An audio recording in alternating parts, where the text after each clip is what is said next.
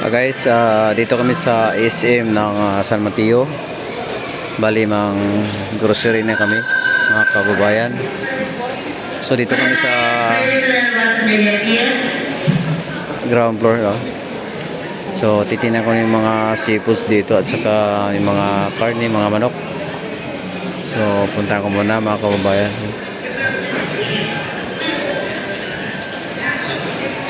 So ito yung mga seafood sila, mga kababayan, no. Mayroon silang pusit, saka yung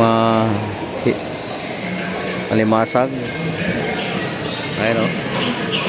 Saka yung pampano, mga kababayan, pampano. Mayroon silang maya-maya. Ayan, kompleto rito. Ayun, no. So, tingnan ko muna sa kabila, mga kababayan, yan. So, mayroon din salmon dito na ano.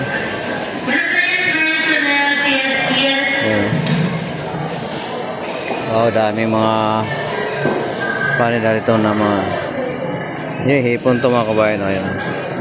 So, marami namili rin dito. Tsaka mayroon mga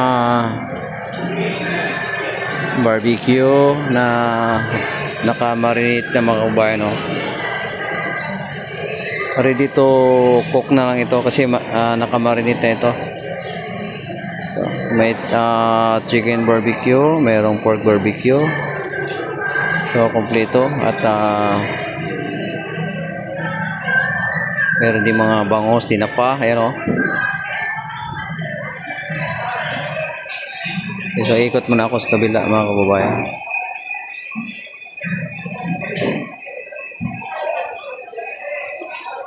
Dahil prutas din sa kabila, naka-display na, mga kababayan. So, ito may mga pork chop din, limpo na naka-marinate na, ayan, no. Ano to, mga kababayan, bali lulutuin na lang. Tsaka yung meron din pork tapa. Ito ay beef tapa, mga kababayan, no. Wow, sarap nito. Ito yung beef tapa, naka-marinate na, mga kababayan. Ito naman ay pork tapa. Ayan, pork tapa. Pork chop din to, naka-marinate na rin ang pork chop. Ito yung limpo. Limpo, no? Wow, grabe. Ang gaganda ito, mga kabayan, nakatimpla na. So, iluluto mo, i-grilled mo na lang ito. Wow, grabe. Sa kabila, dami rin bumili sa manok, mga kabayan, no?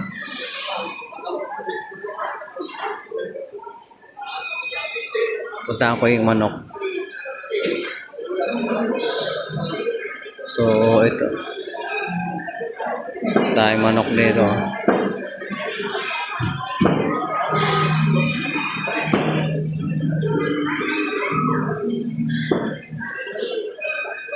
So, yung mga kababayan, hanggang dito lang yung video.